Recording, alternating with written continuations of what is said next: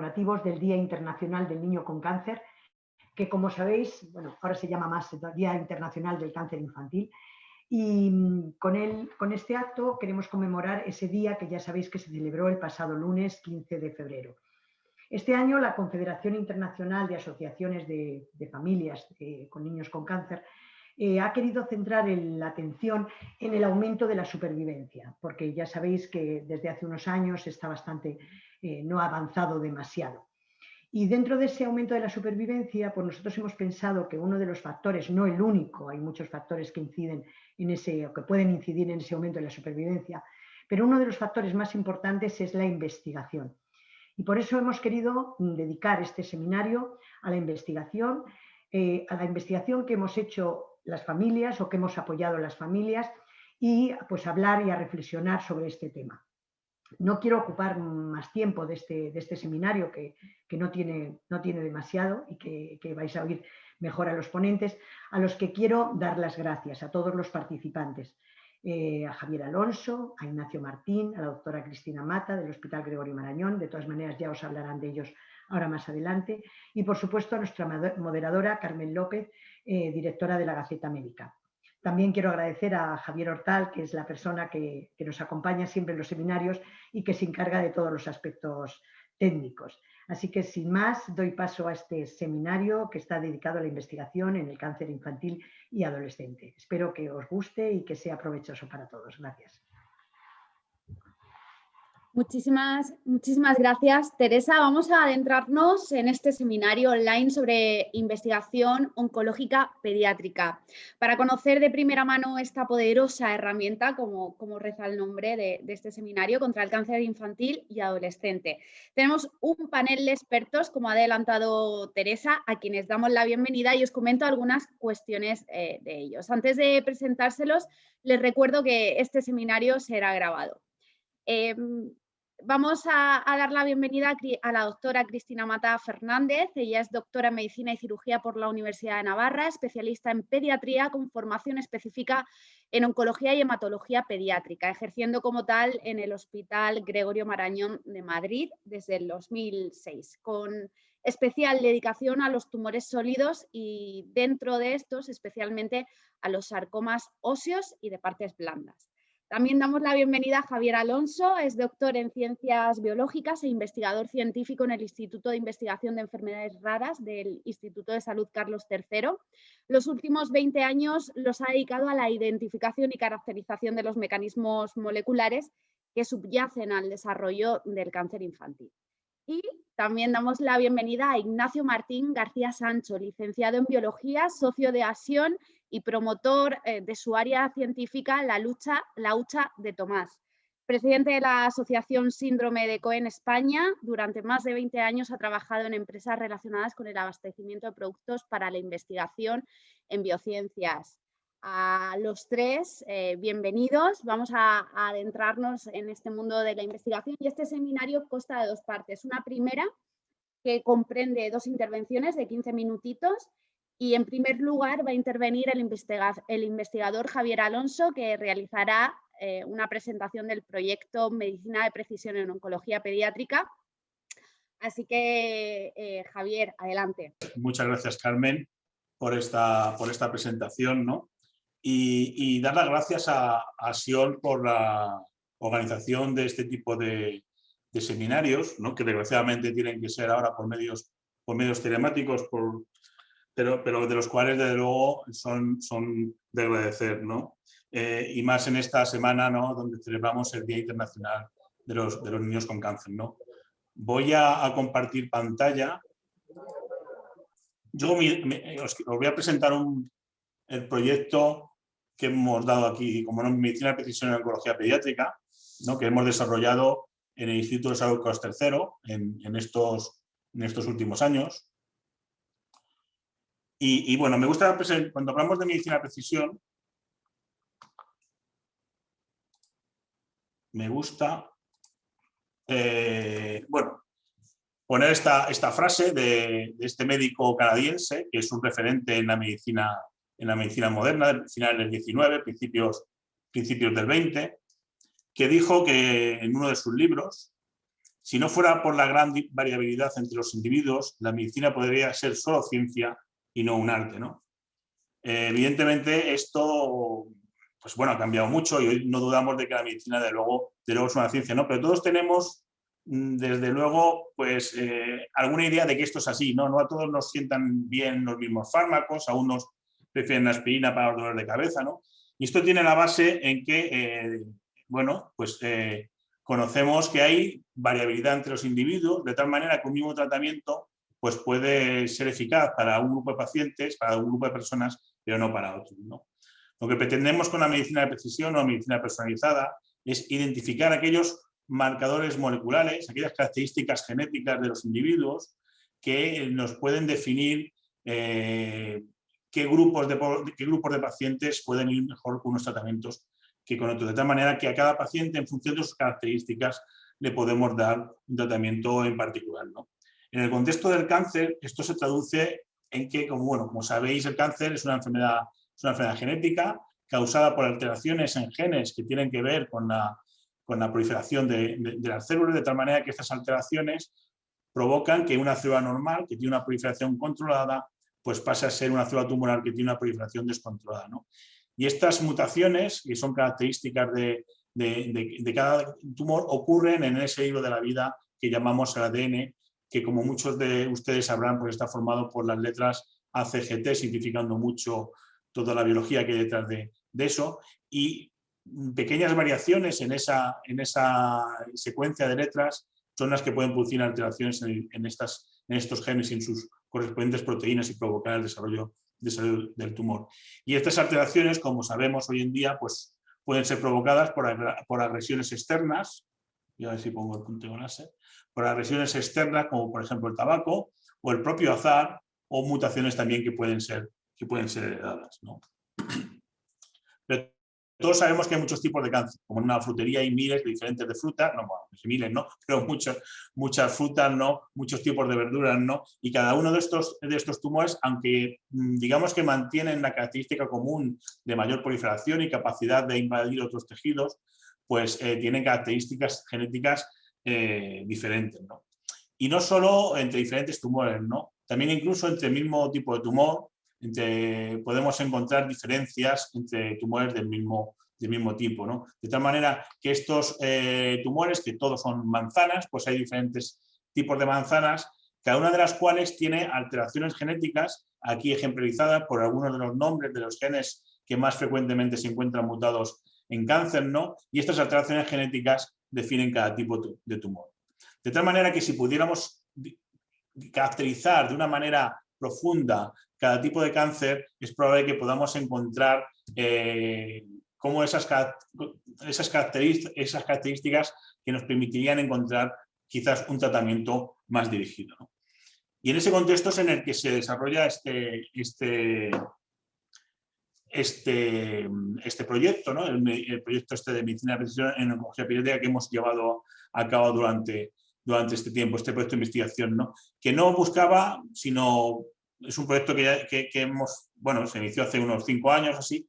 En aquel momento no existía, digamos, las capacidades, digamos, de análisis genético que tenemos hoy en día. No todos los hospitales tenían disponibles estas herramientas, ¿no?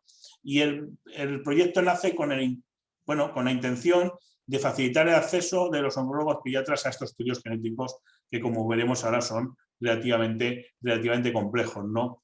Básicamente buscábamos identificar alteraciones genéticas que permitían aplicar esas terapias dirigidas, contribuir al diagnóstico y a la estratificación de los pacientes a través de la caracterización de estos marcadores genéticos y también identificar mutaciones en genes de predisposición al cáncer, ¿no? Digamos, serán los objetivos principales del proyecto, ¿no? Un proyecto que, como ven, bueno, pues se desarrolla enfocado en el paciente, ¿no? Y sus muestras tras un consentimiento informado que da el propio, bueno, en este caso los padres del niño, pues todo un proceso de procesamiento y análisis de muestras hasta llegar a un informe que se comunica al médico. En este proyecto hemos utilizado lo que denominamos en genética un panel de genes, es decir, como saben ustedes, bueno, que el genoma humano está formado por cerca de 20.000 genes. En este caso, no todos los genes están implicados en cáncer y hay un subgrupo de genes, como este caso, de estos 160 genes que están muy frecuentemente asociados a alteraciones genéticas en cáncer, ¿no? Nosotros nos hemos centrado en este panel de genes por razones de enfocarnos directamente a genes que, como vemos aquí, aquellos genes que están en rojo son genes que están asociados a dianas terapéuticas y los genes que tienen una flechita azul son genes de predisposición al cáncer, ¿no? Entonces nosotros decidimos enfocarnos más en este tipo de estrategia, ¿no? Utilizando lo que denominamos un panel de genes, ¿no? En este periodo que hemos estado trabajando, entre el 2015 y el 2020, pues hemos analizado un total de 157 pacientes, de los cuales, como ven en esta diapositiva, el 36% correspondieron a pacientes con leucemias, el 30% a pacientes con sarcomas, 17% a pacientes con tumores del sistema nervioso y luego otra serie de pacientes con tumores de diversa índole que no encuadran esto en estos grupos de tumores, ¿no?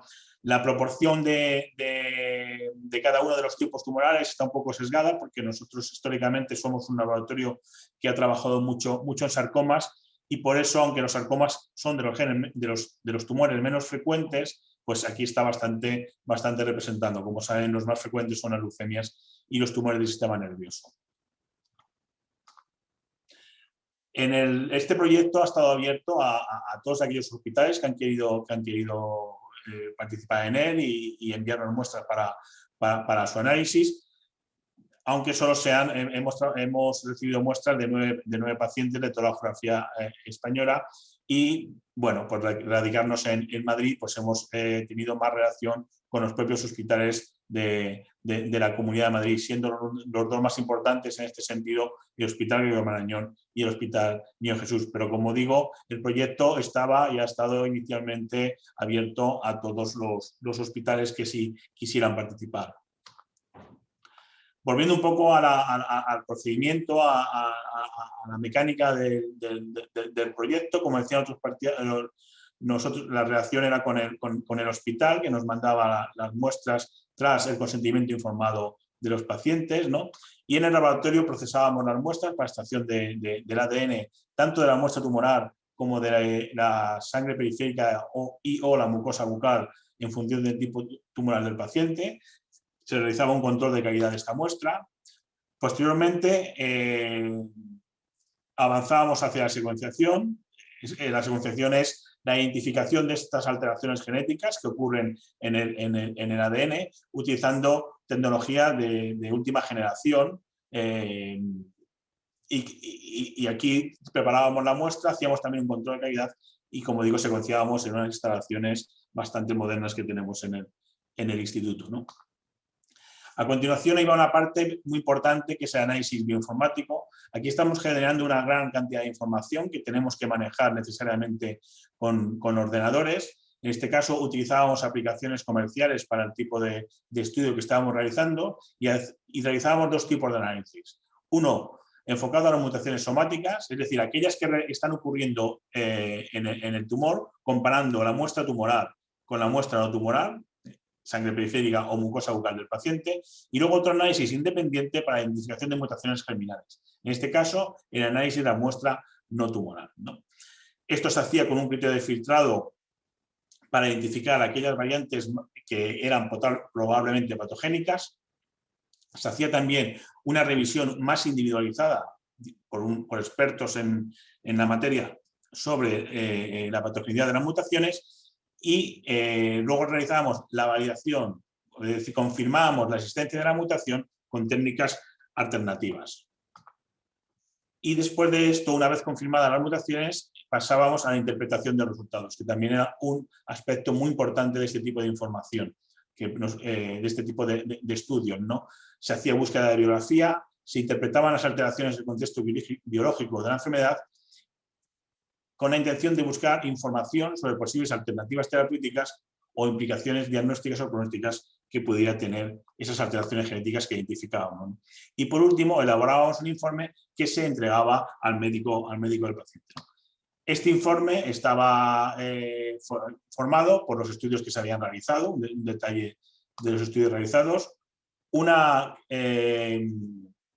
definición de las alteraciones que se habían encontrado en un lenguaje que es el lenguaje de tal manera que puede ser entendido por cualquier persona que sea conocedor de la nomenclatura en la cual describimos las alteraciones genéticas. Y finalmente incluíamos esta parte de interpretación, que era una de las partes más importantes probablemente del informe, en lo que describíamos más en detalle las alteraciones, las evidencias sobre su patogenicidad y la información relevante en el contexto del tumor, ¿no? Con la intención de que esto realmente le fuera útil al clínico en el contexto de que estábamos hablando. Pasando un poco a los resultados, en cuanto al análisis de mutaciones somáticas, hemos encontrado alteraciones en esos 160 genes que hemos estudiado en el 35% de los tumores analizados. En la parte izquierda de las barras por grupos de tipo tumoral, la barra de la izquierda indica aquellos pacientes en los que hemos encontrado alguna mutación, y en la parte de la derecha de cada grupo tumoral la barra indica el número de pacientes en los que no hemos encontrado, de tumores en los que no hemos encontrado mutación. Como indico, repito, en un 35% de los casos hemos encontrado al menos una alteración, ¿no? Y estas alteraciones las hemos encontrado en 51 genes diferentes, de los cuales aquí se muestran los genes en los que hemos encontrado alteraciones.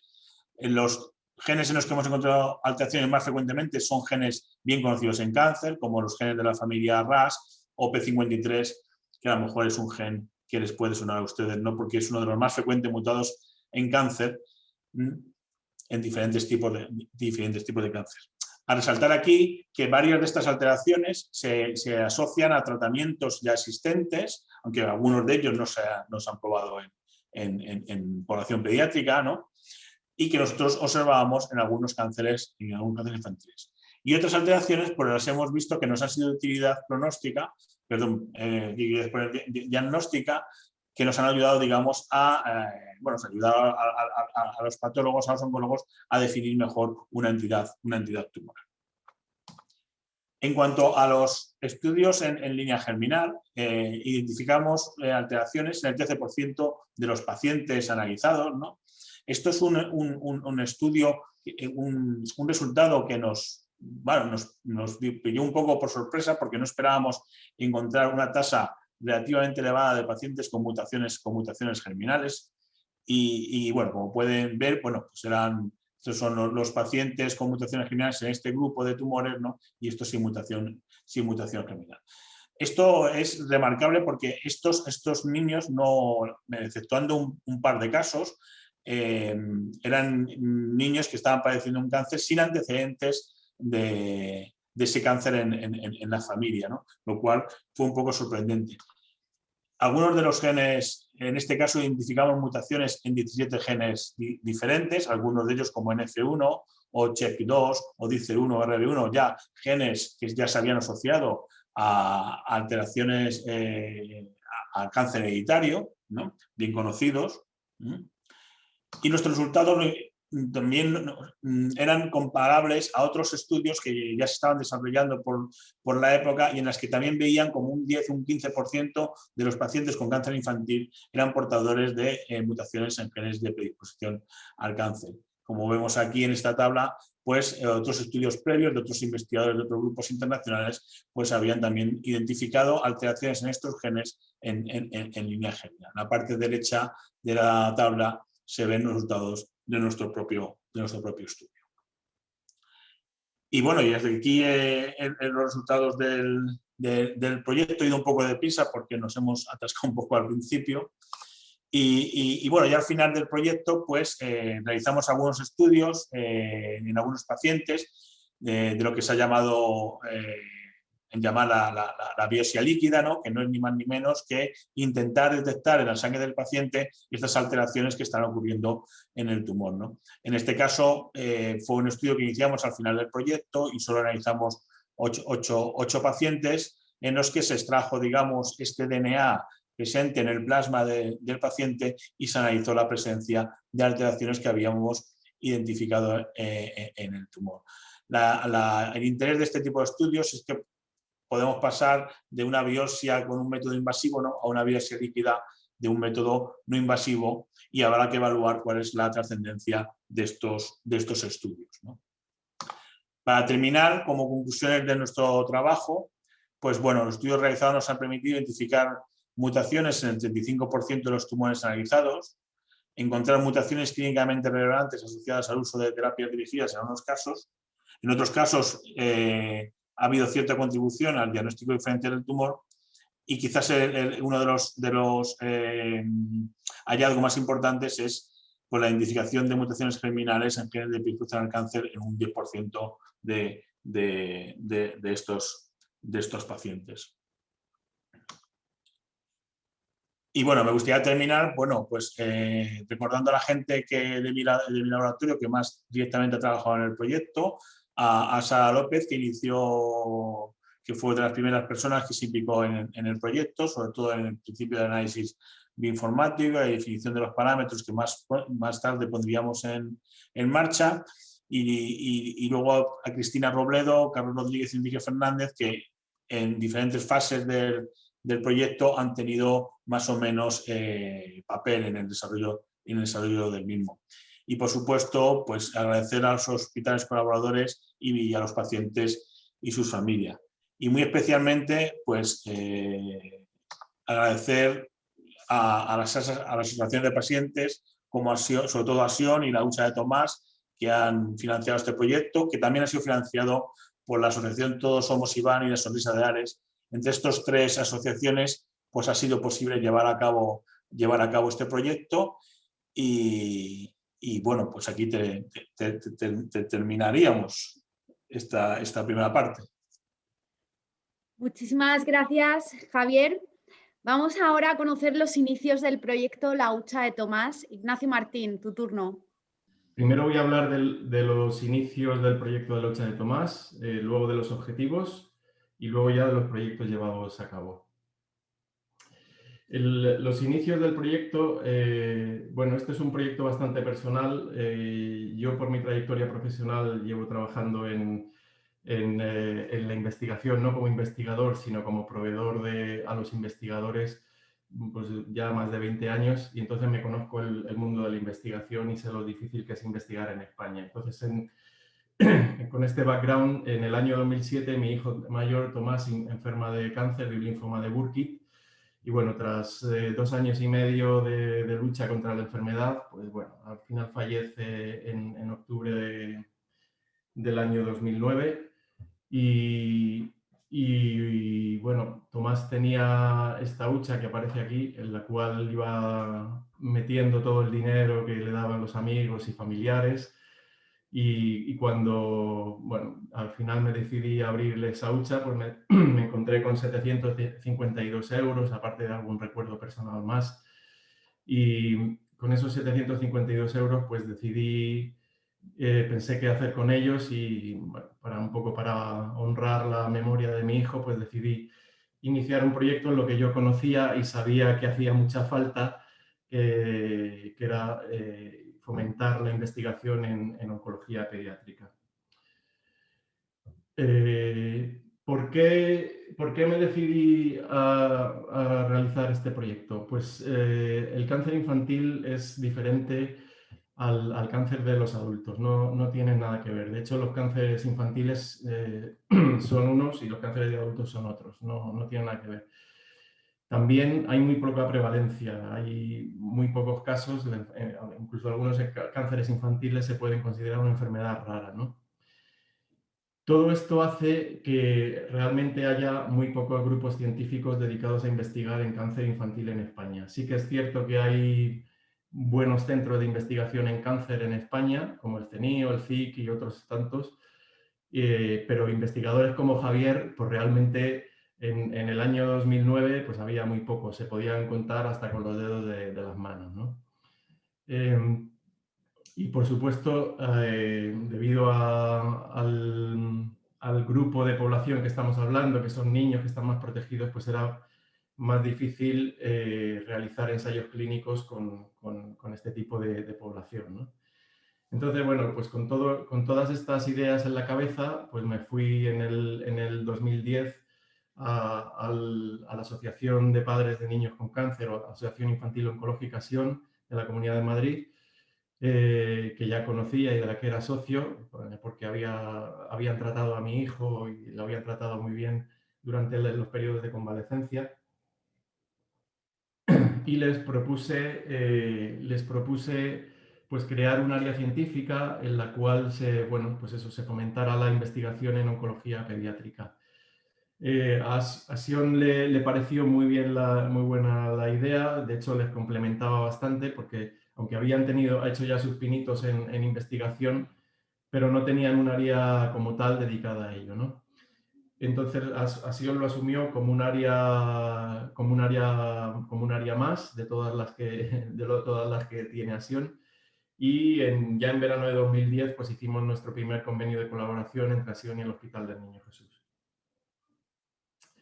Los objetivos del área científica de la Hocha de Tomás pues son sencillos. El principal es apoyar y profundizar en la investigación en cáncer infantil y adolescente. Y, lógicamente, impulsar la realización de ensayos clínicos en oncología pediátrica. Pero la investigación es entendida no solo como investigación en biociencias, en gente como Javier, que emplea aparatos caros, tecnología punta y muchas veces pues dicen palabras que a la población normal le cuesta entender, ¿no? Sino también fomentar la investigación en otras áreas también muy importantes y fundamentales, como puede ser la educativa, la psicológica, la social, la familiar, etc. Con todos estos objetivos y todo este background, pues empezamos a hacer una serie de proyectos. El primero fue el apoyo económico al ensayo clínico que se estaba realizando en el Hospital del Niño Jesús en aquel año, en el 2010, que es trasplante de progenitores hematopoyéticos de donante haploidéntico en niños con cáncer. Como veis, siempre los proyectos de investigación tienen nombres muy largos y muy extraños, pero básicamente esto era potenciar el sistema inmunológico del propio niño mediante la transfusión de células hematopoyéticas de sus padres, del padre o de la madre, para favorecer la acción de unos linfocitos específicos que se llaman NK, Natural Killer, que son linfocitos que pueden ayudar a la lucha contra el cáncer.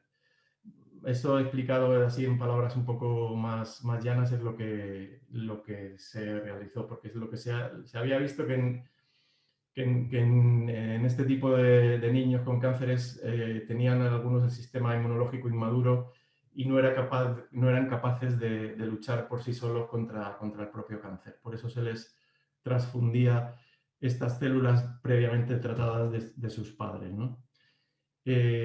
Además, en este ensayo clínico, lo que también nos dimos cuenta es que pues los padres muchas veces, por la situación en la que están en situación de shock y realmente no entienden lo que significa la participación en un ensayo clínico de estas características.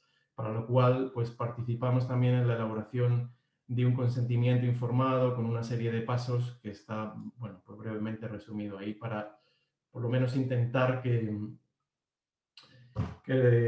las familias estuvieran lo mejor informadas posibles.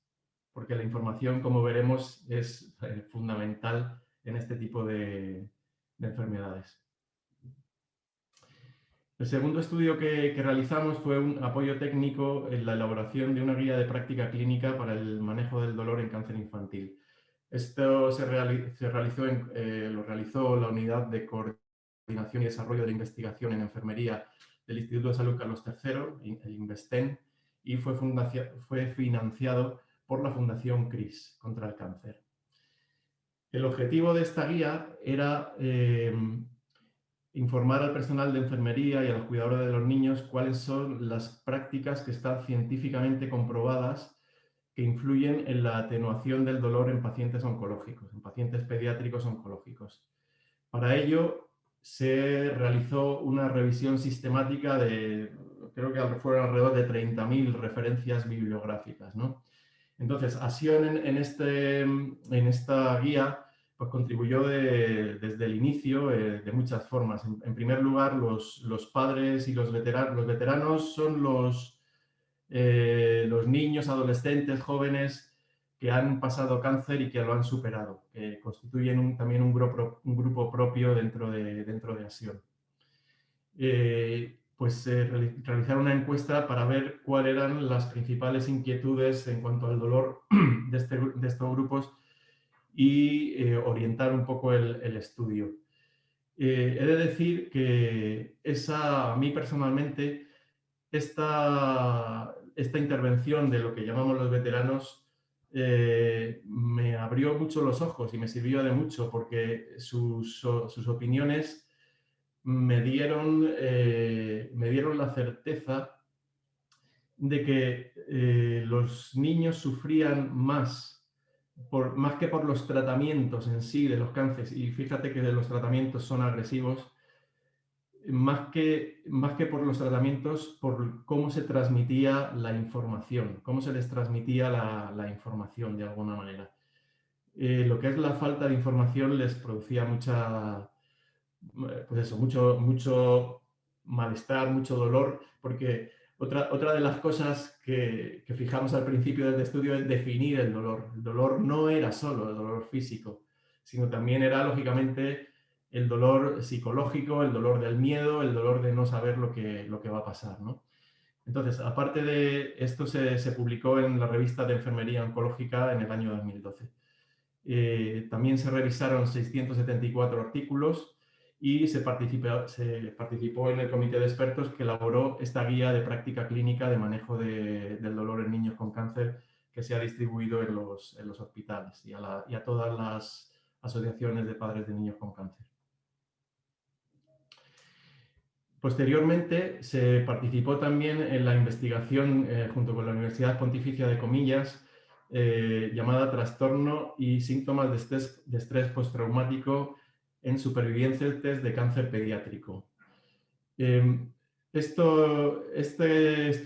objetivo de este estudio era aportar un conocimiento preciso acerca de las secuelas psicológicas del cáncer pediátrico en niños que se hallan ya fuera del tratamiento, y también cómo el comportamiento parental influye en las secuelas.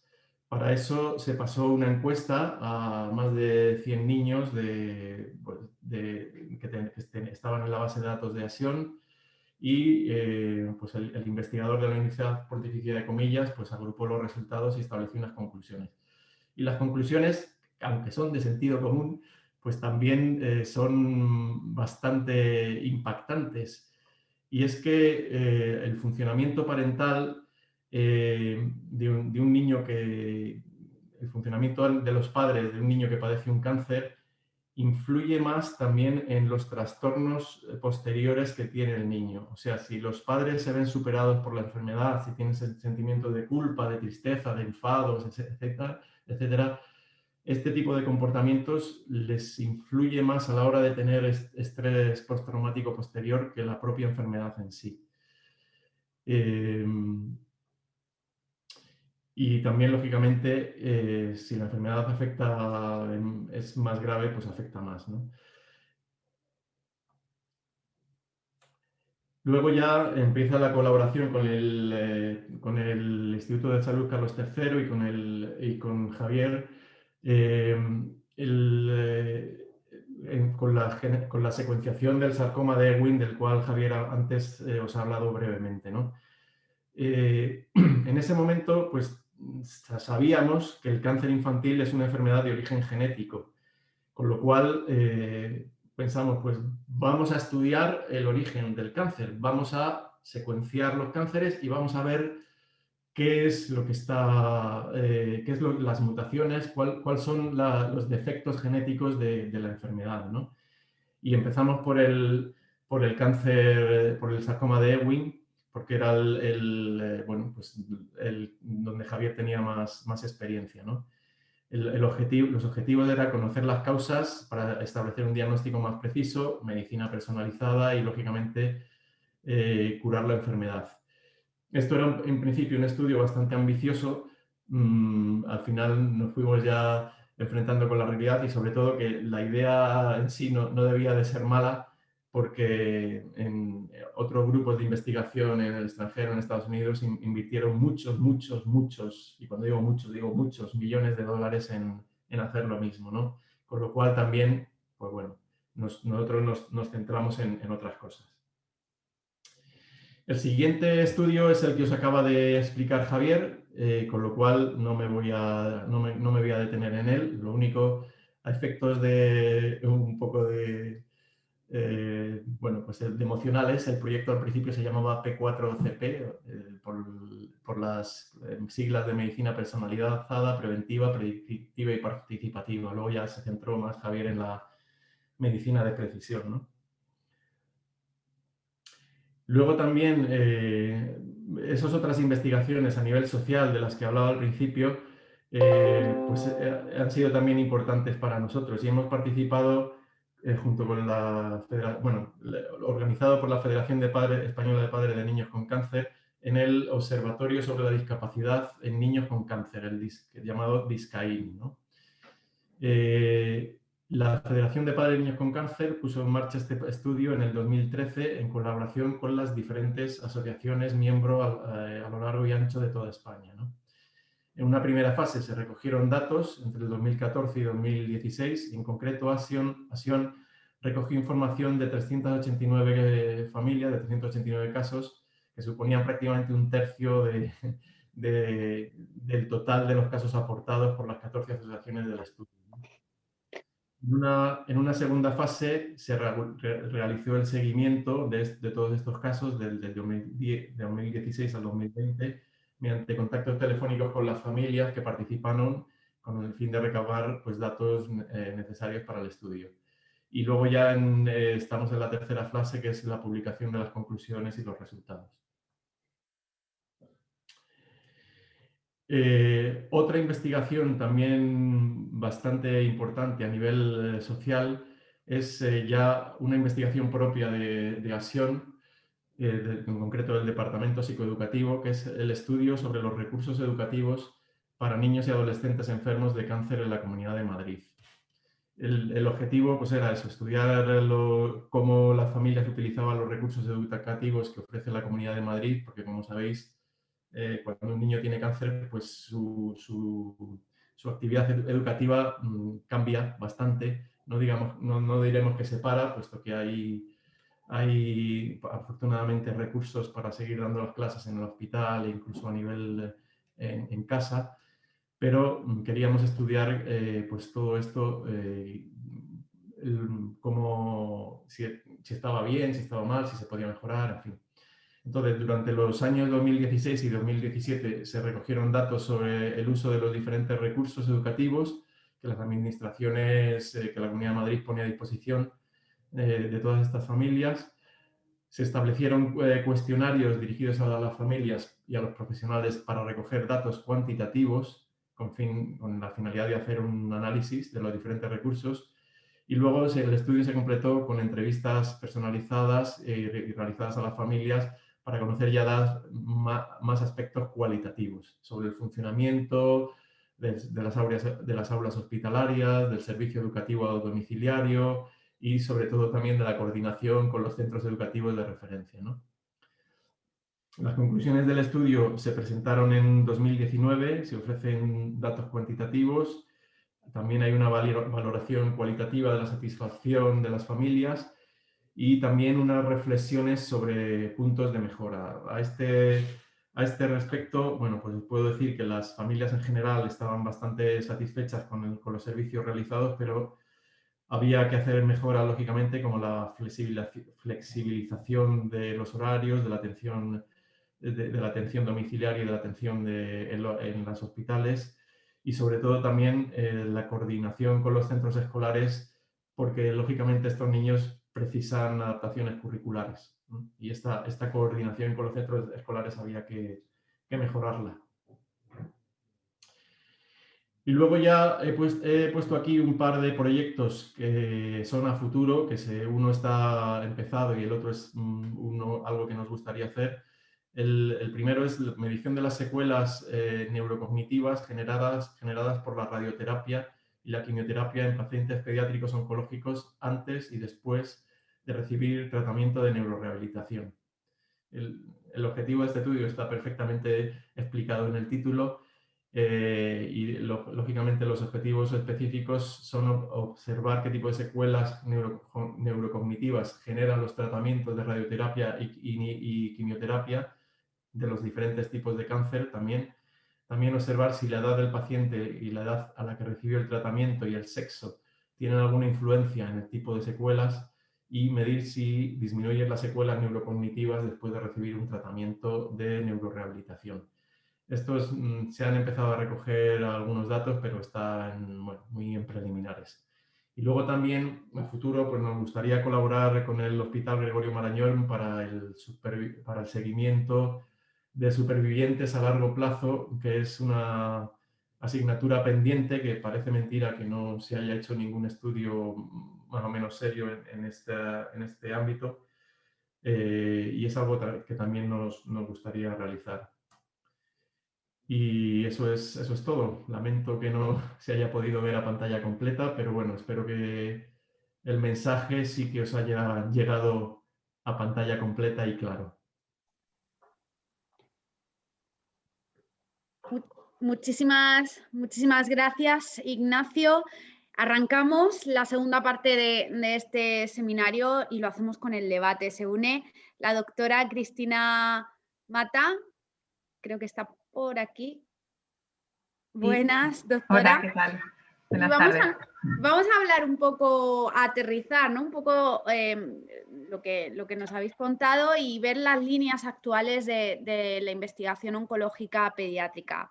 Doctora, vamos a comenzar contigo. ¿Hacia dónde se dirigen las principales líneas de investigación en oncología? ¿No? Medicamentos, todo el tema de la modificación genética, la inmunoterapia, ¿hacia dónde vamos? Bueno, pues antes de nada, daros las gracias por haberme invitado a esta mesa de debate, agradecer a Sion la invitación a organizar estos seminarios y sobre todo posibilitar el proyecto, a Sion, a Laucha de Tomás, a todas las asociaciones que posibilitaron el proyecto que nos ha comentado Javier Alonso, que ha sido de mucho beneficio para nuestros pacientes. Bueno, pues yo creo que la investigación oncológica actual se dirige sobre todo un mejor conocimiento del tumor. Entonces, de ahí parte, parte de ahí y ¿por qué busca esto? Porque es la manera de conseguir hacer una terapia personalizada. O sea, que digamos que en las últimas décadas, es verdad lo que decía Teresa, se ha parado un poquito el aumento de la supervivencia, pero los pequeños avances que se van haciendo son en gran medida en base a segundas y terceras líneas de tratamiento que prolongan la supervivencia. Estas terapias van en gran medida dirigidas a focos concretos del tumor. Si no conocemos mejor esos tumores, no podemos saber qué paciente se puede beneficiar. Digamos que hasta las últimas décadas hemos avanzado con quimioterapias y con tratamientos un poquito más homogéneos para todos. O sea, digamos que un tumor de Wilms, X quimioterapia, se beneficia y ya está, pero esos que no van bien, ¿de qué terapia se va a beneficiar? Entonces ahí es donde tenemos que estudiar el porqué, de qué células están compuestas esos tumores, qué marcadores genéticos tienen, qué microambiente tienen y de qué manera crecen, ¿no? O sea, en base a qué. Y bueno, no sé, me preguntabas, Carmen, perdona que voy a conectar un momento el ordenador porque me está avisando que me quedo sin batería, no sé a qué. Disculpad. Estos son los inconvenientes del directo. No pasa nada.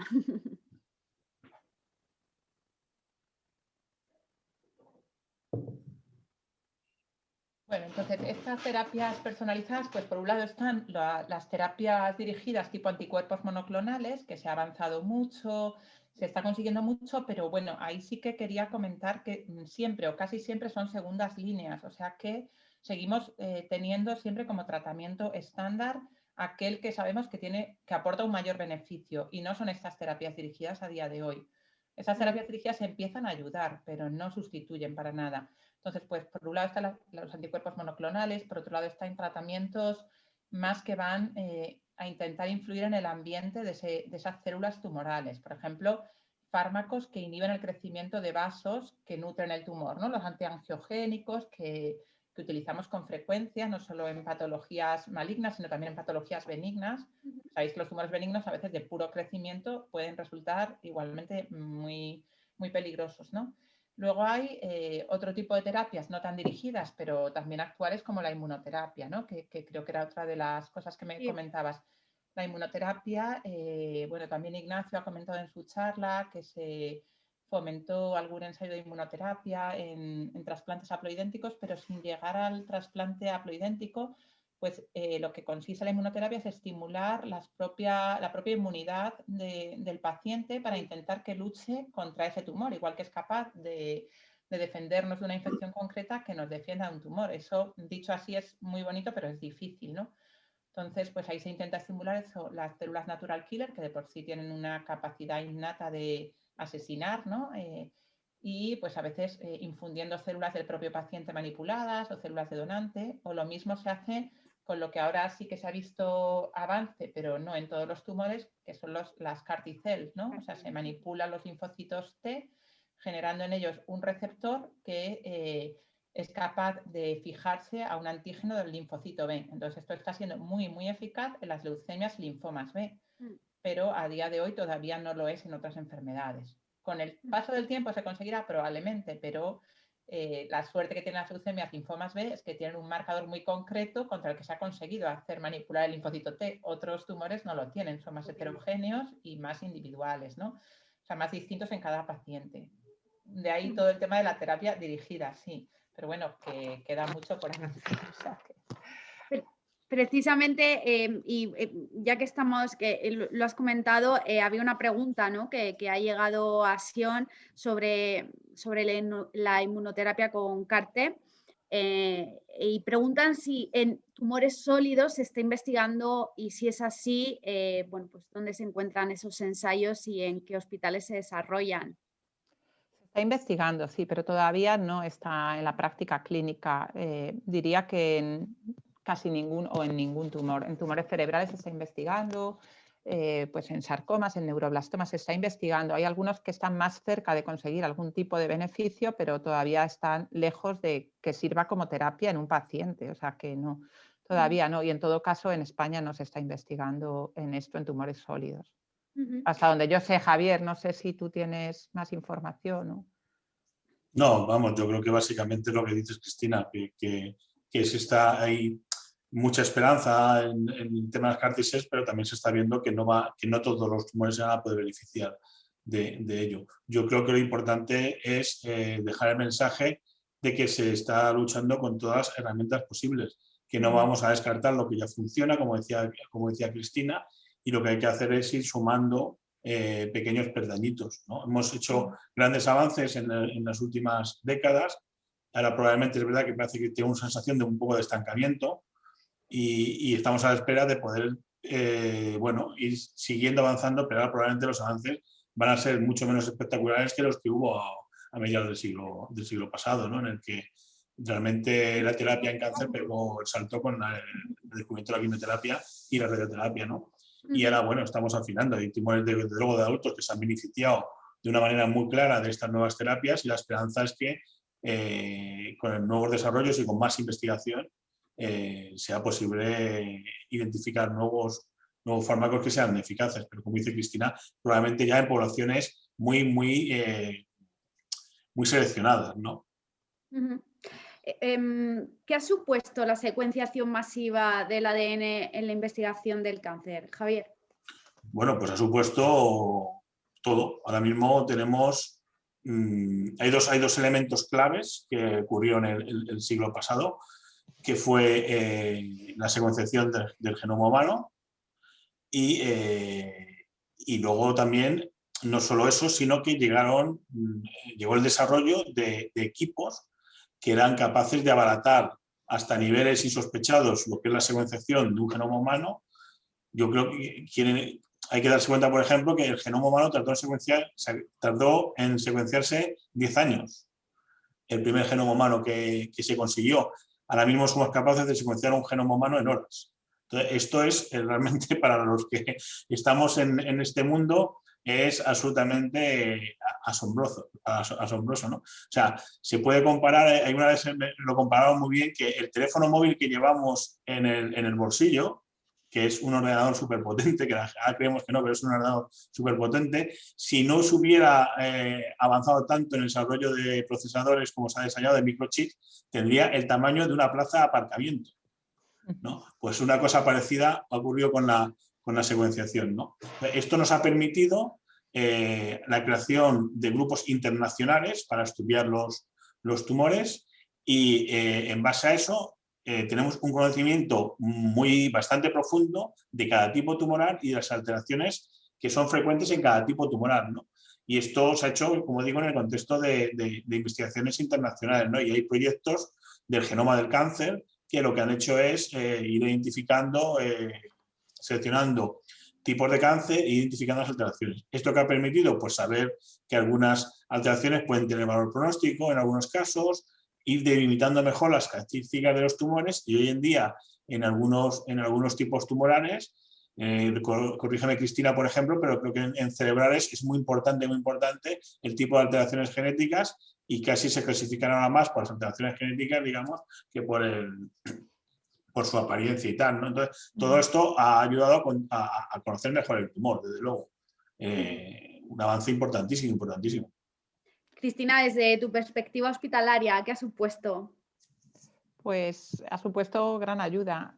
Pues por un lado, eso, lo que decía Javier, para conocer un poquito más el pronóstico del tumor, porque ya no vale solo con el nombre del tipo de tumor, sino ahora qué alteraciones genéticas asocia en concreto este tumor en este paciente, y si esto me ayuda a definir o a tener un poquito más claro el por qué debutó con tanta enfermedad o el por qué recae enseguida cuando se supone que ha entrado en remisión. Estas cosas a los clínicos nos ayudan a explicarnos y también en la medida en que podamos a intensificar el tratamiento. Y luego, pues también, y ya en relación con el trabajo que Javier nos ha hecho, y pues ha sido muy importante y me parece muy importante para los padres y también para nosotros el conocer, porque ciertamente en los niños hay que buscar la causa genética y hay que intentar descartarla, porque en un niño menor de 4 años en gran medida hay un componente hereditario o no hereditario o genético adquirido en el momento de la embriogénesis, ¿no? Entonces, el saber y el poder facilitar a los padres y decir, pues mira, no os preocupéis aunque tengáis otros 2 hijos, porque en principio hemos hecho un panel de 160 genes donde hay la gran mayoría y no parece que haya nada en línea germinal. Pues eso tranquiliza mucho, ¿no? Tranquiliza a los padres y nos tranquiliza a nosotros. O si lo hay, entonces se puede hacer prevención o seguimiento. Pues sí que hemos tenido casos así que nos ha ayudado mucho. A mí recibir el informe de Javier con el estudio un poquito genético del paciente me aliviaba en gran medida. También en alguna ocasión intentar buscar una terapia dirigida y decir, pues sí puede ser susceptible o no lo es, porque no tiene este gen que podría haberlo tenido teniendo ese tumor, pero no lo tiene. Entonces no pierdes el tiempo buscando una terapia que solo va a generar efectos secundarios, ¿no? O sea que sí, ha sido de gran ayuda. Y bueno, lo que decía Javier en cuanto a los tumores cerebrales es que ya la OMS ha cambiado hasta la clasificación que tenía. La última, que no sé si es de hace 1 o 2 años, básicamente se basa en alteraciones genéticas de los tumores y divide ahora ya y clasifica los tumores mucho más en base a la genética que antes, o sea que ya no a la histología solo. Comentabais en la intervención bueno, pues que todavía queda mucho recorrido, ¿no? para esa medicina de precisión y para, bueno, pues para que se convierta en la práctica diaria habitual. Pero bueno, ahondando en este asunto, se está investigando, se está tratando ya a los pacientes en esta nueva oncología.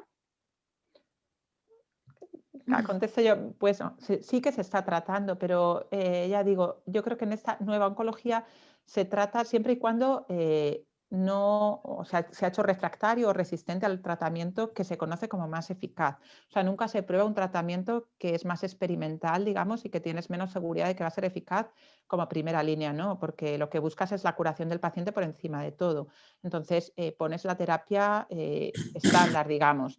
Ya si se hace refractario a esa terapia, o en algunos casos puede ser que es verdad que hay fármacos, digamos, que pueden ayudar, inmunoterapia o terapia dirigida, algunos monoclonales que pueden ayudar y que ya se conoce que su combinación con quimioterapia es posible sin aumentar mucho la toxicidad. En esos casos, que son los menos, sí que se pueden poner como primeras líneas, entonces se puede ayudar, pero digamos que no sustituyen, por el momento no sustituyen.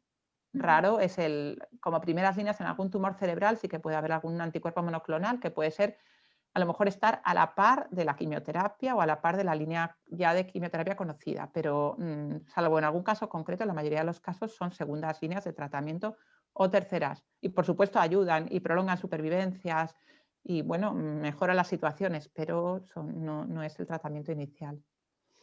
Y en un futuro, ¿será el nuevo modelo de tratamiento o seguirán, bueno, lo estáis comentando, ¿no? Que de momento siguen siendo útiles los protocolos estándar y los estándares de tratamiento actuales, pero en un futuro será el nuevo modelo? El problema de la terapia dirigida es que necesita ser combinada. O sea, a veces un fármaco solo tiene una diana en las células tumorales, digamos que buscan mecanismos de resistencia a todos los fármacos. La combinación de distintos fármacos de quimioterapia lo que busca es atacar a las células tumorales en distintas vías de multiplicación o cuando están produciendo sus proteínas o cuando está dividiendo el material genético y entonces puedes atacar a las células desde distintos puntos. Si tú utilizas una sola terapia dirigida, solo atacas frente a un blanco de esa célula. Entonces, pasado un poco de tiempo, la célula se hace resistente porque aprende el mecanismo y cambia. Entonces, digamos que con eso no conseguirías curar al paciente. Entonces, la combinación de quimioterapia con terapias dirigidas puede ayudar, sí, y creo que eso va a ser probablemente lo que nos encontremos, pero esto a día de hoy se están haciendo muchos ensayos clínicos en adultos, menos en niños, pero bueno, podemos ir cogiendo la experiencia de los adultos y en gran medida utilizarlo a veces o pedir fármacos como uso compasivo para ayudarnos en segundas líneas y sin duda lo hacemos. O sea, aprovechamos toda esa experiencia que nos viene de los adultos. En niños es más difícil poner en práctica ensayos clínicos cuando ese fármaco no ha sido aprobado en adultos, no. Entonces, bueno, pues cuesta más, pero ahí vamos, ¿no?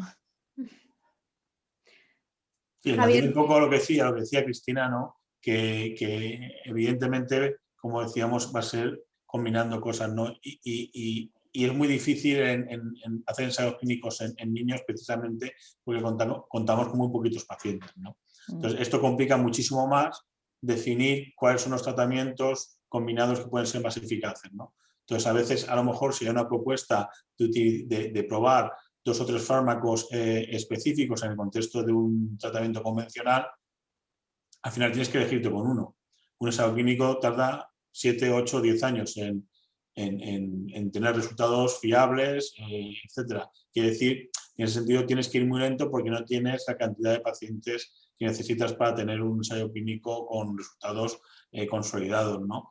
Y por eso los ensayos clínicos con niños pues suelen ser mucho más internacionales, con varios países trabajando, que los ensayos clínicos en adultos en los que muchas veces un solo país es capaz de tener suficiente número de pacientes como para hacer un ensayo clínico. Entonces complica mucho más la investigación en oncología pediátrica, el hecho de que sea una enfermedad rara.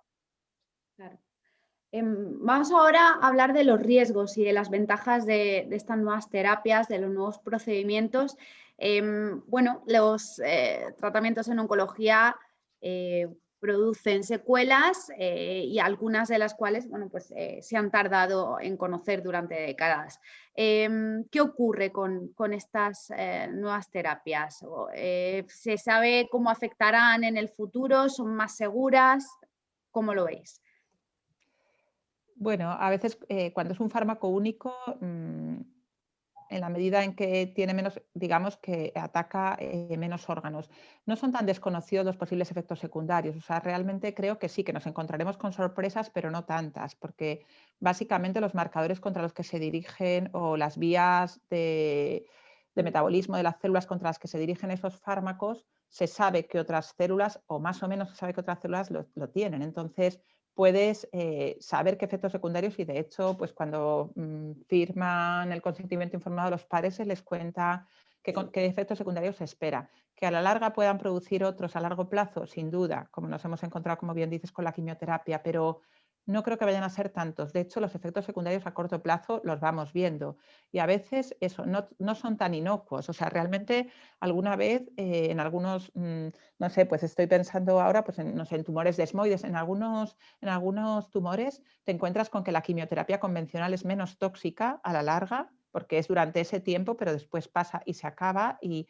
que estos fármacos dirigidos que a lo mejor pasado un tiempo has generado un hipotiroidismo que ya no es reversible, ¿no? O sea que también en ese sentido a veces hay que pensar un poquito cuando no son tumores muy malos y con una terapia dirigida puedes tratarlos, pero alguna vez es mejor la quimioterapia convencional que la terapia dirigida. O sea que, ¿y cómo afectarán? Bueno, pues eso, creo que no sé, estos niños se convertirán en adultos y al final 2 de cada 3 pacientes que han sido niños con cáncer o 2 de cada 3 adultos tienen secuelas, ¿no? No querríamos que llegara a ese punto, pero bueno, en ese sentido creo que es una de las cosas que se está buscando, ¿no? Al igual que investigar en terapia personalizada, estamos muy ahí intentando, o sea, curar más, pero curar mejor, ¿no? Curar con menos secuelas. Creo que los ensayos clínicos ahora todos van dirigidos a intentar conseguir con un poquito menos de radioterapia, con un poquito menos de este citostático que es más nocivo en este y tal, conseguir los mismos efectos. O sea, que ahí estamos también buscándolo, ¿no? Javier. No, poco que añadir. Poco que añadir. Yo sí querría decir algo aquí. Sí. Yo creo que efectivamente los propios niños que han pasado cáncer en alguna ocasión y así nos lo hacen llegar, están preocupados por las secuelas que les puedan quedar. Bueno, en concreto, las chicas, por ejemplo, están muy preocupadas porque puedan llegar a ser infértiles en algún momento. Pero nosotros estamos intentando hacer algún seguimiento de este tipo y seguramente en los hospitales se hace un cierto seguimiento, pero no hay un estudio sistematizado de seguimiento de secuelas, porque los niños también cuando cumplen los 18 años ya pasan ya no son pacientes pediátricos, son pacientes adultos y ya incluso muchas veces es complicado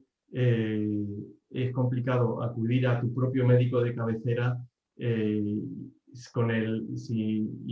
decirle que pues, tú has padecido cáncer y que, bueno, pues, que a lo mejor tienes predisposición a tener unas secuelas u otras.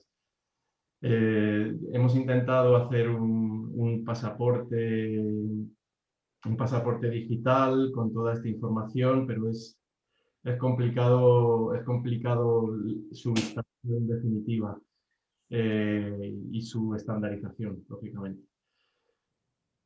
Con lo cual, creo que es otro área de investigación que se debe potenciar, el estudio de las secuelas a largo plazo y saber qué secuelas se producen y con qué porcentajes, según qué tipo de cáncer es, a qué edad se han padecido y según qué tratamiento se han recibido. Porque esto que yo sepa no existe hasta ahora. Exacto, Ignacio, pero yo ahí creo que es cuestión de tiempo, o sea, que esto que comentabas del pasaporte, que bueno, hay una asociación europea que se llama PanCare, que lleva ya años luchando y en eso, pues eso, intentar ¿no? asentar este pasaporte, ya le llamamos el pasaporte europeo. Es verdad que en España ¿no? Hay 2, 3 hospitales piloto donde se ha intentado. Inicialmente esto lo íbamos a hacer en papel. Creo que al final lo mejor es enemigo de lo bueno. Igual si empezáramos sabiendo que el paciente cuando acaba el tratamiento se tiene que ir con su pasaporte, aunque fuera en papel y que lo plastifique, pero con su pasaporte donde ponga exactamente qué ha recibido, qué dosis de radioterapia y qué efectos secundarios puede tener a la larga y qué profilaxis hay que hacer esos efectos secundarios. Creo que eso, bueno, muchas veces cuando hemos dado charlas de esto, el año pasado justo que en el Día Internacional del Niño con Cáncer me tocó hablar y hablé un poco de esto, me parece que eso sería la mejor manera y más hoy en día que todo el mundo viaja, se va a trabajar al extranjero, en que esos pacientes podrían irse con su documentación y saber que allá donde vayan pueden pedirle a su médico de familia que haga el seguimiento del tiroides o que haga el seguimiento del riñón o de lo que sea, ¿no? Yo creo que ahí también está un poco la manera de trabajar que tenemos en España, que bueno, realmente estamos todos un poquito desbordados de trabajo, entonces claro, acaba el paciente y quién se pone a hacerle el superinforme y el pasaporte, pero esto con el paso del tiempo creo que conseguiremos que eso ya nos resulte mucho más fácil y, por supuesto, estableciendo las consultas de efectos secundarios en las que uno pues, no mezcla los pacientes de efectos secundarios como pasa habitualmente con los pacientes en activo y con los pacientes de otras patologías, porque claro, al final es que no te da tiempo. Sin embargo, cuando eso esté separado, que yo creo que todo es cuestión de intentar y poco a poco lo iremos consiguiendo, ¿no? O sea, creo que un poco tenemos que ser positivos ahí. Yo sí creo, Ignacio, que lo conseguiremos, ¿no? Antes o después. Se conseguirá, pero las asociaciones de familiares de niños con cáncer estamos luchando por ello, pero sí. Nos encontramos una y otra vez con la poca estandarización de protocolos que hay entre los diferentes, ya no solo entre las diferentes comunidades autónomas, sino entre los diferentes hospitales. Sí, sí. Vamos ahora con el papel, ¿no? Con la participación de las asociaciones en la investigación oncológica. Y bueno, es una pregunta que lanzo a los tres y bueno, para empezar contigo, Ignacio, ¿crees que saben ahora más los padres y madres sobre la enfermedad? ¿Sois cada vez más pacientes, más informados, más formados? ¿Cómo lo ves? Pues me gustaría pensar que sí, pero la realidad yo creo es que cada persona es diferente y que cada uno ve la película a su manera. Yo por mi experiencia me he encontrado con todo tipo de padres y madres, ¿no? Hay gente que quiere estar absolutamente informado y saber todo lo posible, y buscan en internet y preguntan y incluso llaman para tener entrevistas con investigadores y tal. Pero luego hay otra gente que prefiere no saber absolutamente nada. Que prefiere no saber absolutamente nada y que los médicos le resuelvan la papeleta. Si te digo la verdad, no sé en qué porcentaje están unos y otros. Y por supuesto hay toda una serie de grises intermedios, ¿no? Pero sí que es frecuente, y yo creo que es un proceso psicológico de muchas personas, no sé si de negación o de, bueno, que hay mucha gente que no quiere saber absolutamente nada. Y nos hemos encontrado con lo que decía antes, que incluso cuando les informas, en realidad no entienden lo que les estás diciendo. Cuando haces un consentimiento informado, no entienden lo que están afirmando. Entonces, a tu pregunta, no lo sé. Sinceramente, no lo sé. Cristina, Javier, ¿qué opináis? Javier, bueno, no sé, yo creo un poquito lo que dice Ignacio, le doy toda la razón, o sea que hay mucha variedad entre los padres. Entiendo que algunos de inicio, claro, la sorpresa es tal, el shock tal, que prefieren, y en ese sentido, o sea, no solo lo comparto, sino que me parece fenomenal, ¿no? Confiar, y yo además agradezco mucho que confíen mucho en el médico que les lleva. De hecho, a mí me parece, bueno, no sé, que el tema de las segundas opiniones y eso es importante, porque yo creo que es muy importante que el padre realmente confíe y que busque sin perder tiempo, eso sí, pero que no deje de pensar que está en las mejores manos, porque es que luego esto pasa factura, ¿no? Sobre la conciencia de uno, si las cosas van bien, ¿no? Pero si no, uno tiene que tener claro que ha hecho todo lo posible por encontrar el médico con el que quería estar, ¿no? Entonces, sin perder tiempo sí me parece, pero bueno, lo que me preguntabas, que me voy a otro campo, es que sí, me parece que hay un poco de todo. No sé si ahora, hoy en día, yo creo que uno puede estar muy informado si quiere, pero es cierto que a veces puede confundir más que otra cosa, ¿no? Porque a veces, pues eso, la búsqueda en internet así un poquito sin saber a ciencia cierta es un poco locura y a veces a lo mejor agobia más o genera más ansiedad en los padres que el no buscar. No sé, Ignacio o Javier, ¿cómo lo veis? Bueno, yo la verdad es que no sé, no puedo opinar de la parte propia mía ni tampoco de la parte médico, ¿no? Pero en cuanto a la pregunta que lanzabas, Carmen, sobre el papel de las asociaciones de pacientes en todo esto, yo es que ya pasando de la ciencia y yendo al plano humano, yo es que me quito el sombrero con estas asociaciones, ¿no? O sea, ya voy a aprovechar para felicitar a Ignacio, que es verdad que conocía algunos de los proyectos que había llevado a cabo en Axiom, pero no todos, y la verdad es que uno se queda sorprendidísimo del trabajo que habéis hecho, ¿no? Y mi más sincera enhorabuena, porque la verdad es que cosas además que se ven con utilidad, o sea, que que realmente son cosas que dices, bueno, ¿y por qué esto no lo ha hecho nadie antes, ¿no? Y me parece un papel fundamental, ¿no? En el plano de la investigación, la parte, digamos, de la sociedad civil tiene un papel importantísimo también, ¿no? O sea, en mi laboratorio, un porcentaje importante de los proyectos del laboratorio están financiados por asociaciones de pacientes, ¿no? Como las que he mostrado en este proyecto, ¿no?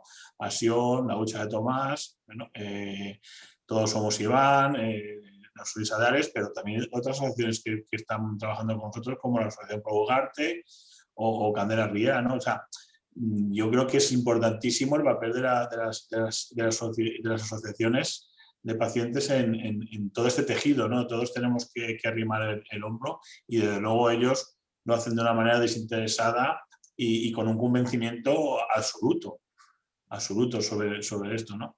Entonces, bueno, pues reiterar de luego mi agradecimiento a todas estas asociaciones que permiten pues, que algunos proyectos se lleven a cabo y como hemos visto hoy con lo que nos ha mostrado Ignacio, realmente hay que quitarse el sombrero por el trabajo que han realizado y, repito, de una gran utilidad para los pacientes y sus familias, ¿no?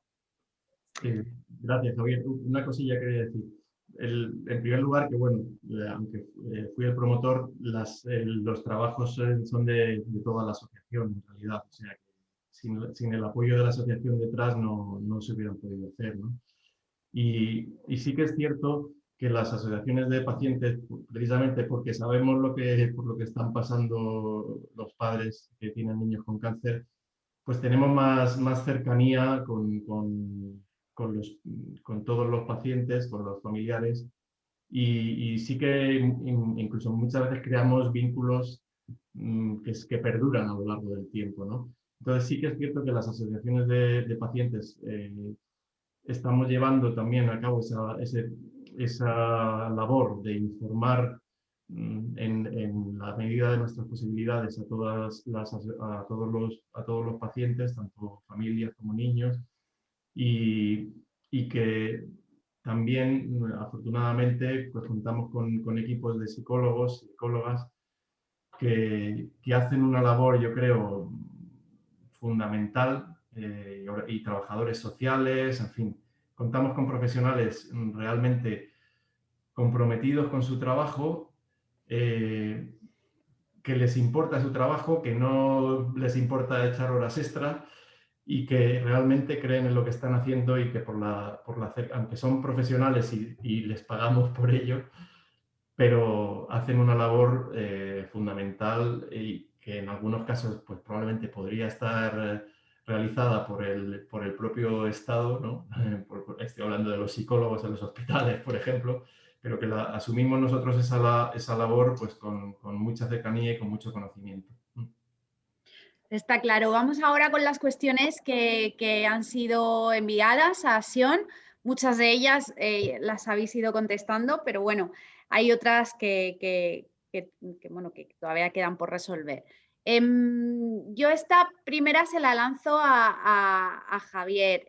¿Cómo está actualmente la investigación oncológica pediátrica ahora mismo, en la actualidad? Esta pregunta, calificada de 0 a 10, quiero decir, la investigación siempre es poca, pero en cualquier ámbito, o sea, siempre es poca. Entonces, a la pregunta, ¿cómo está la investigación? Insuficiente, porque siempre es poca. Nunca son suficientes los recursos, pero en este país que, como sabéis, no dedicamos muchos recursos a investigación, como en el país que más recursos de investigación dedique, o sea, siempre es poca, porque la base, y Cristina lo ha comentado muy bien, o sea, de cómo se clasifican ahora los tumores desde el punto de vista molecular y cómo se sacrificaban antes. O sea, el conocimiento que tenemos ahora solo se ha conseguido de una manera, y es investigando. Claro. O sea, ahora no tengo aquí los números del proyecto Genoma Humano. Mucha gente le puede decir, bueno, pues no sé qué rango se movió porque no tengo aquí los números, ¿no? Pero estamos hablando de muchos millones de dólares, ¿no? Y con un beneficio para la humanidad clarísimo. Yo comparo el descifrar el genoma humano con ir a la Luna. O sea, es un hito de esa magnitud. Es un hito de esa magnitud, o el descubrimiento de América. O sea, son hitos globales, que somos, la humanidad es propietaria de esos hitos, Claro. Entonces, ahí se demuestra cómo cuando los países, cuando el mundo se puso codo con codo, unos países más que otros, todo hay que decirlo, codo con codo a descifrar el genoma humano, se descifró el genoma humano. O sea, ¿qué no podemos hacer si nos lo proponemos, ¿no? O sea, entonces, pues sí, la investigación en oncología pediátrica está bien, pero podría estar muchísimo mejor. Claro. Y teniendo en cuenta la situación, ¿qué pueden hacer las familias para apoyar la investigación? Bueno, yo creo que las familias hacen bastante, de todas maneras, con cualquier cosa que hagan. No sé si son las familias las que deben apoyar la investigación. Como he dicho, yo agradezco muchísimo a que haya asociaciones de pacientes que trabajan con nosotros y que confían en nosotros, ¿no? Pero sin dejar, o sea, teniendo, o sea, yo apoyo mucho pero digamos, ese apoyo de la sociedad civil en la investigación, pero evidentemente hay cosas que es el Estado el que tiene que fomentarlo, ¿no? Esto quiero decir que todos estamos de acuerdo en esto, cada uno tiene su parte de responsabilidad en que esto llegue a buen término, ¿no? Perdona. Lógicamente las familias cada vez tienen mayor conciencia de que hay que fomentar la investigación y cada vez al principio eran asociaciones simplemente pues para cubrir las primeras necesidades, pero cada vez vemos que más y más asociaciones están fomentando la investigación en cáncer infantil y en cualquier otro tipo de dolencia, ¿eh? Pero el nivel de llamamiento que tenemos es muy limitado. Lógicamente, afortunadamente el cáncer infantil no hay tantos casos, pero ni siquiera en otras patologías con mayor prevalencia las asociaciones consiguen grandes resultados. Efectivamente es el Estado quien se tiene que mojar más en este asunto, pero también probablemente habría que cambiar la manera en la que pues, determinadas empresas pueden obtener beneficios apoyando la investigación. Porque esto en Estados Unidos se hace mucho y se hace bien. El 50% de la inversión viene de empresas privadas y el 50% de pública, y aquí en España no es así. Y probablemente hay muchas empresas que, oye, a lo mejor de manera altruista no invierten en investigación, invierten en otra cosa que les da más rédito, pero si el Estado también promueve unas determinadas ventajas fiscales, pues a lo mejor, ¿por qué no invierten en investigación? Apoyados también por las asociaciones de familias, lógicamente. Sí, totalmente de acuerdo. O sea, es que yo creo que tenemos una escasez clara. O sea, yo estoy hablando desde el punto de vista, digamos, del laboratorio más experimental, pero seguramente Cristina nos puede también comentar en el plano de ensayos clínicos, ¿no? Lo difícil que es tener un ensayo clínico, tener un data manager en un servicio de oncología pediátrica que sea el que transcriba los datos, etcétera, etcétera. Son cosas que son muy básicas y que la mayoría de los hospitales, corrígeme Cristina si me equivoco, pues no disponen de ellas. No, absolutamente absolutamente es así.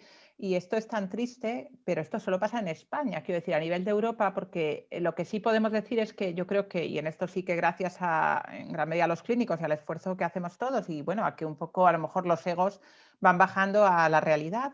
Y hace, pues yo no sé, una década o 2 décadas teníamos más ensayos o más estudios o más tratamientos en base a nuestras propias guías, que era una estupidez, porque si básicamente son las mismas que el PTEMA o que BFM, pues usemos el protocolo BFM o el PTEMA y vayamos todos a una, ¿no? Unidos a Alemania, unidos a Italia y unidos a toda Europa. Entonces, gracias a Dios en esto estamos mejorando y nos vamos uniendo y entonces ya estamos colaborando y creo que en la gran mayoría de las enfermedades ahora ya estamos implicados los que nos ocupamos de cada en ensayos europeos o en ensayos internacionales. Pero es cierto que cuando te comparas con los compañeros de otros países, dices, pero esto es ridículo, porque claro, aquí los datos los meto yo, o sea, yo misma, aparte de ver a los pacientes, meto, no se sabe cuándo, los datos de los pacientes para que puedan registrarse. Allí hay gente que solo hace eso. Entonces, claro, cuando ves que que te están mandando mails, que no llegas, que tienes que tal, fecha tope, y dices, claro, es que aquí, o sea, esto no se considera. Sin embargo, por ejemplo, en oncología de adultos sí que tienen sus data manager porque tienen más dinero, porque, pues eso porque se investiga más, dentro de que España no es de esos países punteros, de acuerdo, sin duda, pero bueno, un poquito más, como son enfermedades con más incidencia, hay más recursos, hay más investigación, sí que se considera que el clínico no puede hacerlo todo. Entonces, lo triste es que, o sea, que un poco que esto es que ni se tiene en cuenta, ¿no? Claro. Y yo, o sea, ahí me parece un poquito, y luego sí que decir eso, que estoy de acuerdo en lo que decían, o sea, lo que decía Javier e Ignacio, o sea, que las asociaciones de pacientes bastante hacéis, porque lo triste es que a veces tenemos que recurrir para financiar ensayos clínicos a las asociaciones de pacientes y dices, pero madre mía, o sea, el Estado no puede financiar esto, que es un dineral, para que podamos participar en tal ensayo europeo, tal. No, o sea, tenemos que estar también buscando esos fondos que el Estado es que ni considera que tiene que dar, ¿no? O sea, que... Y en el fondo son ensayos clínicos que solo son para beneficio del paciente, o sea, que nada más, vamos, que para que podamos estar, digamos, a la par de Europa o a la par de los países con los que trabajamos, ¿no? Y no perder, digamos, el ritmo, ¿no? Seguimos avanzando y bueno, otra de las cuestiones que han enviado, ahora que, bueno, que el conocimiento, ¿no?, va avanzando y la actualización que tanto investigadores como oncólogos tenéis que hacer es casi diaria. ¿Dónde se puede encontrar información fiable y contrastada sobre la investigación oncológica pediátrica? ¿Te ¿Dónde refieres a pueden acudir? información a los padres? De los padres, sí, A ver, exacto. es que yo creo que ahí también un poquito hay que poner un poco el papel. O sea, yo creo que yo no soy abogada, pero si necesito de un abogado, tengo que ir a un buen abogado y que él busque esa información. O sea, yo no tengo que buscar porque, para empezar, no entiendo ese lenguaje y cuando lo lea no voy a conseguir entenderlo, ni aclararme, ni saber más que el abogado en quien pongo mi confianza, ¿no? Entonces, yo no acabo de ver que ellos tengan que buscar, sería un poco triste. Entonces, que nosotros, los oncólogos infantiles, no estamos haciendo nuestro papel bien, quiero decir.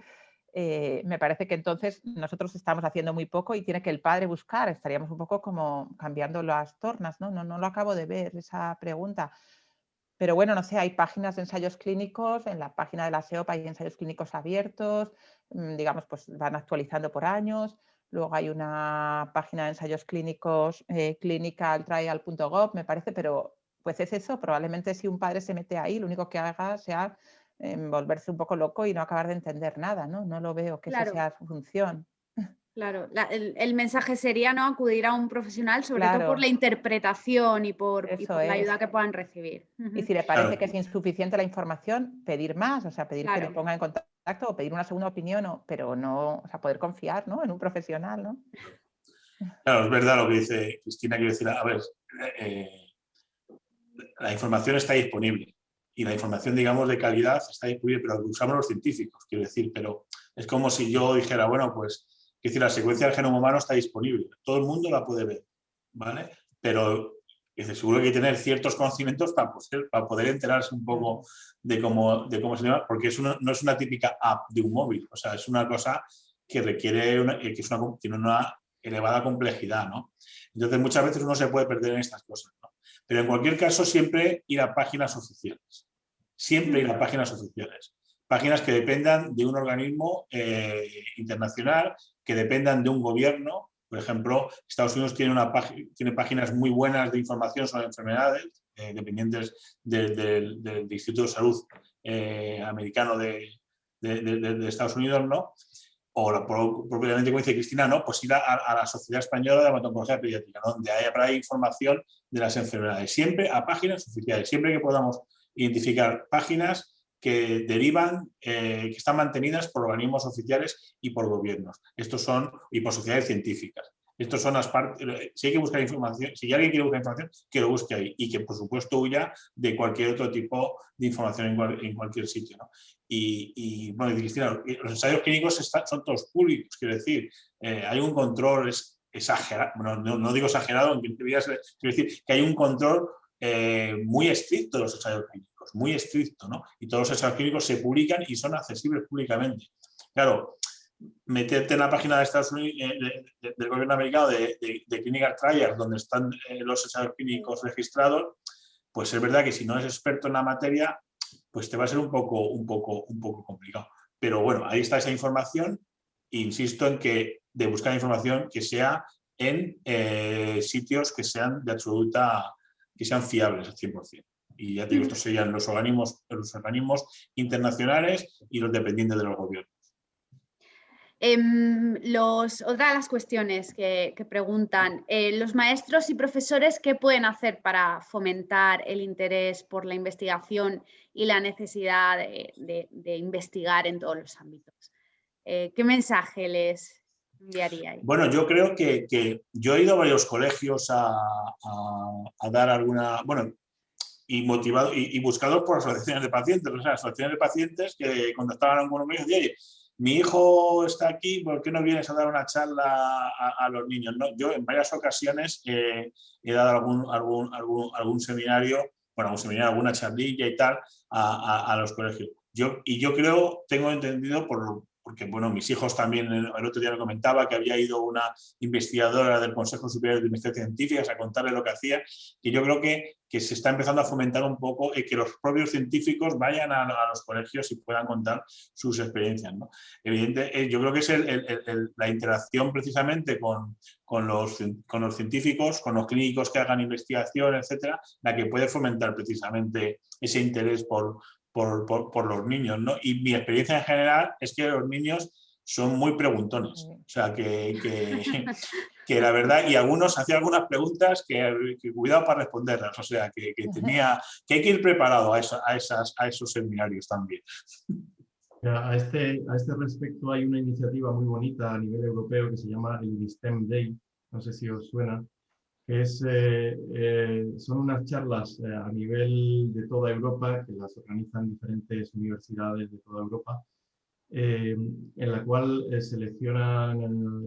pueden acceder colegios de secundaria, de cuarto de la ESO y de primero de bachillerato fundamentalmente, y se les lleva un día a la universidad, al aula magna de la Facultad de Medicina de la Autónoma, por ejemplo, y allí pues una serie de investigadores que están investigando con células madre, pues les hablan de sus proyectos y luego ellos hacen un trabajo, se les da un bocadillo, en fin. Y la verdad es que los niños y los niños ya no son tan niños, los chavales y los colegios de esa experiencia salen encantados todos los años y casi siempre repiten y siempre va a más el número de participantes, ¿no? Sí, yo quería añadir que los científicos también tenemos algo que hacer aquí. Quiero decir que muchas veces nos encerramos en nuestro mundo, nuestro laboratorio, nuestras publicaciones y tal, y a veces tenemos que hacer un esfuerzo por hacer más pedagogía, ¿no? Por ser más divulgadores, ¿no? Y en este caso también nosotros tenemos que aprender y abrirnos un poco más a la sociedad, que es al final a la que nos debemos, ¿no? Y tenemos que hacer también un esfuerzo los científicos por ser más divulgativos, sí. Muy de acuerdo contigo, Javier. O sea, que tanto en que vayas a los colegios como en, me parece que a veces se leen noticias, ¿no?, poco interesantes y muy poco fiables, y sin embargo eso, que a lo mejor un científico, un investigador como tú, pues se le haga una entrevista en cualquier medio, que cuántas tonterías tenemos que leer, ¿no? Y sin embargo, pues incluso la gente joven que tiene ese espíritu como tan emprendedor, creo que hay mucha gente que no sabe qué estudiar, qué tal, que encontraría su camino. O sea, que me parece que la investigación justo tiene que contar con gente joven que empieza con ganas y con fuerza, ¿no? Está claro. La investigación clínica es fundamental para, bueno, conocer la enfermedad, encontrar tratamientos que mejoren la supervivencia y la calidad de vida de los pacientes. Y nos preguntan qué papel juegan los comités éticos hospitalarios, en qué medida o cuáles son esos protocolos para proteger a los pacientes. Contesto yo. Bueno, los comités éticos generalmente para cada ensayo hay un comité ético nacional que es el que, digamos, resuelve que el ensayo cumple pues todas las condiciones necesarias para que eso, protejan al paciente y nunca hagan daño o no se vaya a encontrar una toxicidad que sea desproporcionada, ¿no? O sea, que esto pasa primero siempre un comité ético nacional y luego ya una vez que se ha pasado ese comité ético, los comités éticos de cada hospital aprueban la apertura del ensayo. Y ahí sí que pueden, si necesitan, hacer más preguntas al comité ético central, digamos, o incluso si hace falta al comité ético del hospital que lidera ese ensayo, ¿no? Pero bueno, o sea, yo creo que los ensayos clínicos fase 3, que son cuando ya se ponen en marcha o sea, en pacientes, eso como primeras líneas, tal, estos ensayos, o incluso aunque sea un fase 1 o un fase 2, están muy mirados, por decirlo así. O sea que es muy raro encontrar una toxicidad inaceptable, y cuando se encuentran los fase 1 y los fase 2, que es cuando pueden suceder esto, porque los fase 3 ya han pasado fases previas, siempre estos ensayos se están llevando a cabo en hospitales que hacen ensayos fase 1 o fase 2, y en ese sentido está el paciente tan controlado que pues, se para ese tratamiento. Por supuesto, si se considera que ha sido un efecto adverso grave y si hace falta, pues lo que hablábamos antes, una combinación de quimio con un fármaco y tal, y se ve que no se puede, pues se para y se acaba esa rama del ensayo, lo que sea. O sea, yo creo que en ese sentido no hay que tener mucho miedo, porque los ensayos clínicos, justo por ser ensayos clínicos, creo que podemos confiar en ellos. O sea, que rara vez nos encontramos con sorpresas. Cristina lo ha explicado muy bien. No es mi campo de experiencia, pero hay que confiar absolutamente en los comités éticos de investigación clínica, porque hay gente súper profesional en cada hospital que fundamentalmente lo que miran es por la seguridad en el paciente, por encima de cualquier. Eso es lo primero que se mira. Entonces hay que estar totalmente tranquilos de que todo lo que se llega, todo ensayo clínico que se abre con absolutas garantías. Sí, o sea, un poquito por aclarar, digo, porque a veces el nombre de ensayos clínicos, cuando de repente solo os parece un paciente nuevo, pero ¿qué es eso de ensayo? Suena como a que estás ensayando algo. Sí, como no, que, sí. Verdaderamente se parte siempre la rama estándar, es una rama conocida en la que no hay más toxicidad que la que ya se cuenta, que la hay sin duda, pero que es la esperable, digamos que es los pros, contras, beneficios, riesgo, ¿no? Y esa es la rama estándar. Entonces, lo que se hace sobre esa rama estándar es a lo mejor intentar quitar un poquito de toxicidad o aumentar un poquito de supervivencia con un fármaco pues casi igual, pero de la misma familia, pero un poco distinto, o modificando un poco la dosis, un poco más, un poco menos, pero que el cambio es leve, o sea, que no te vas a encontrar con nada. Y de hecho, cuando aparece, que es rara la ocasión en que de repente se ve que una de las dos ramas o la rama experimental es mucho más tóxica, es mucho más tal, se ve enseguida y se para esa rama si no es la correcta, o cuando se ve que una de las dos ramas es más eficaz que la otra, se acabó el ensayo, en cuanto ya los resultados son como que es mejor tal rama, pues ya todos los pacientes van a esa rama, o sea, no se sigue probando, quiero decir que justo están constantemente analizándose los resultados para poder obtener lo mejor, ¿no? O sea, que en ese sentido se llama ensayo, pero está muy ensayado. Sí. Quizá muchas veces esto que dices, la verdad es que no me había dado cuenta nunca del nombre, ¿no? Sí. Pero fíjate, si es tan sencillo como llamarlo estudio clínico, quizás sería una cosa un poco menos, pero es verdad que ensayo te da la sensación de que es un poco así, ¿no? Sí, nada más lejos de la realidad, ¿no? Es un estudio clínico con toda la garantía, ¿no? Quizá deberíamos también empezar nosotros a cambiar esa terminología, que es verdad, es un poco así, sí. A veces en el día a día hablas así, claro, tú no le das importancia a eso, pero una persona que no es del gremio, por así decirlo, pues dicen, ¿cómo que ensayo? ¿Con quién estás ensayando? No. Estudio clínico. A partir de ahora, Cristina, vamos a hablar de estudios clínicos. Sí. A veces pasa que no lo quieren firmar y digo, vamos a empezar de cero, que no os lo he explicado bien. En algo he fallado, vamos a empezar otra vez. Sí. Pues sí, se nos está agotando el tiempo, quedan algunas cuestiones que se contestarán a través del correo electrónico, y para despedir y clausurar y cerrar este interesante seminario, Teresa, ¿nos acompañas de nuevo? Bueno, gracias a todos. Creo que como pasa en otras ocasiones, surgen todavía más temas cuando tratamos un tema, ¿no? Entonces se quedan como cosas abiertas de las que nos hubiera gustado hablar. Yo destacaría, por una parte, esa cercanía que se ve entre la investigación del laboratorio, que podría representar Javier, y la investigación del hospital, que representa la doctora. Yo creo que cada vez están más cerca, y eso creo que a los pacientes nos viene muy bien en todos los sentidos, ¿no? Que cada vez esas dos investigaciones estén más relacionadas. Luego, en respecto a las asociaciones de pacientes, como ya ha dicho Ignacio, creo que también tenemos cosas que decir respecto a la investigación, porque creo que precisamente el enfoque que ha tenido Sion es que esas investigaciones nos llegaran muy de cerca. Por eso siempre han tenido mucho que ver con la realidad social o la realidad clínica o la realidad educativa de los casos y de las familias que vemos y de los pacientes que vemos todos los días.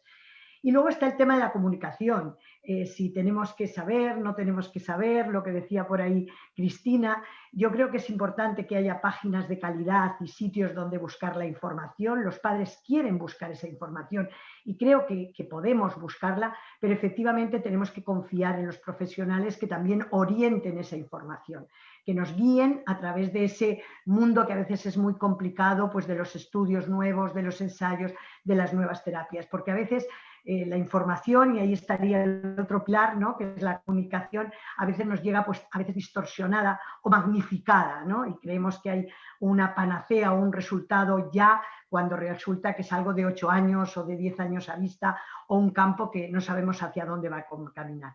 Pero bueno, como decía, esto nos abre nuevas posibilidades para otros seminarios, para otras charlas, que espero que como esta sean del interés de todas las personas que han estado aquí acompañándonos esta tarde. Bueno, pues gracias a los ponentes, gracias Carmen, gracias Ignacio, Javier, Cristina, y por supuesto a todos los que hemos asistido, pues que haya resultado de interés y que os esperamos en nuevas ocasiones.